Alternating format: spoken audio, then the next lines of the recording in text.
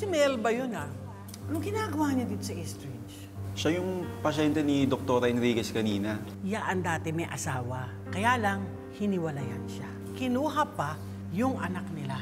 If Apex really matters to you and you want to save it, bawiin mo ang pamamahala ng Apex kay Moira at ipawalang bisa mo ang SPA. Sabi ko sa'yo, dapat di na ako nagpunta dito.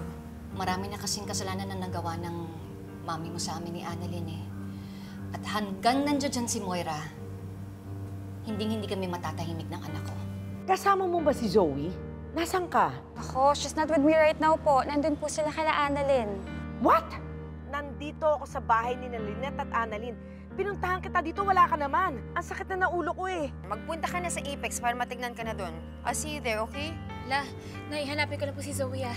Hoy! Teka, sandali! Sumahan natin! Halika na. Annalyn, sandali! Hoy! Grabe ka naman! Thank you po, Aling Melba. Aling Melba, pwede po ba akong makicharge? Oo. Charge! Ito. Dito.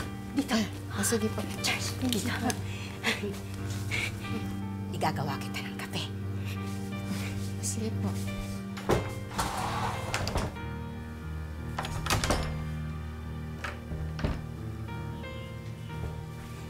Kape.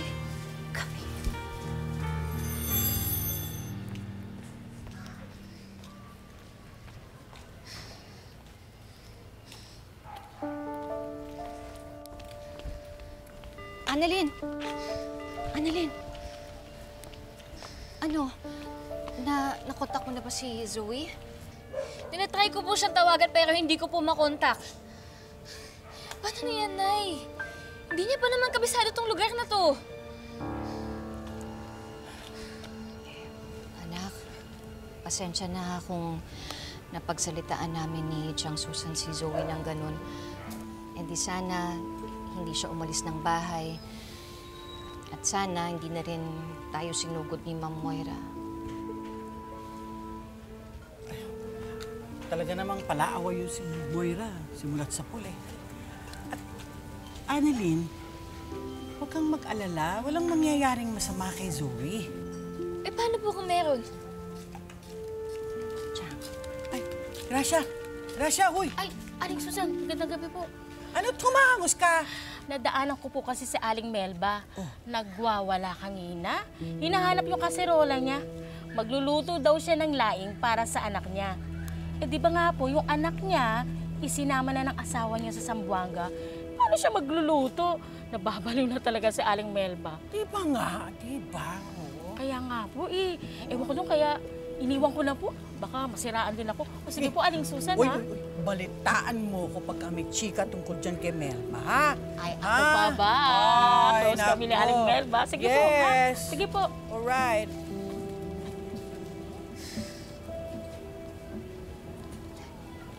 Annalyn, alam ko na nag-aalala ka para sa kapatid mo. Pero umuwi na tayo. Doon mo na lang siya tawagan. Kasi tinan mo, parang uulan na eh. Teka na, umuwi na tayo, anak.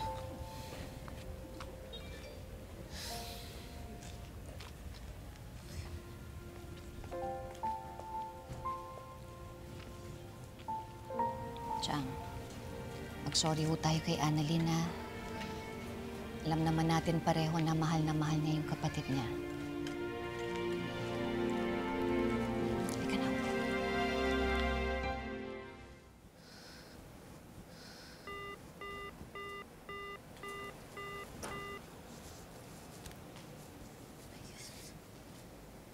Apo.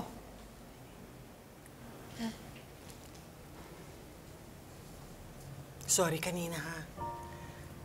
Mali ako.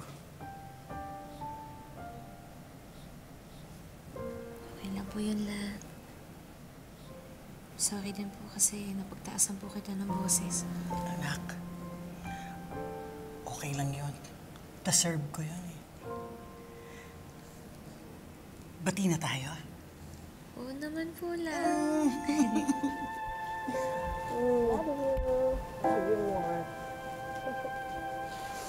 Ayan. Kung mabuti naman nagkabati na kayong dalawa. Anak, nakakontak mo na ba si Zoe? Hindi pa nga po, Nay. Pero, Nay, matulog na po kayo. Huwag niyo na po kaintindihin. Tatawagan ko lang po si Zoe, tas kapag sumagot na po siya, susunod na po ako, tulog na po ako. Sigurado ka? Apo. Basta pag nakakausap mo na ha, matulog ka na kagad. Apo, Nay. Maaga pa po kayo bukas, tulog na po kayo. Sige, anak. Diyan. Antok na nga ako eh. Halika na. Nay po.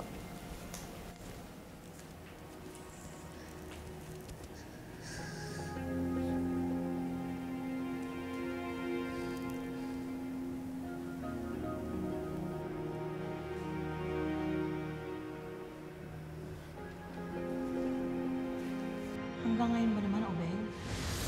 Pagkatapos ng lahat ng nangyari, pamilya pa rin ang tingin mo sa kanila? Para sa akin, wala na akong tiwala sa mag-inang yun. Both Moira and Zoe do not deserve Apex.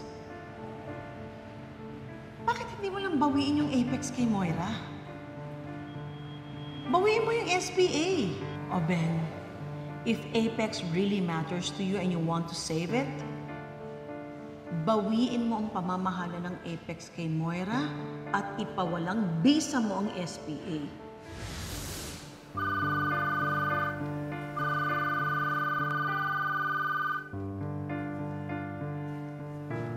Hello, anak? Napatawag ka? Hello, Tay. Good evening po. Tay, nakauwi na po ba si Zoe? Hindi pa siya umuwi. Bakit? May problema ba?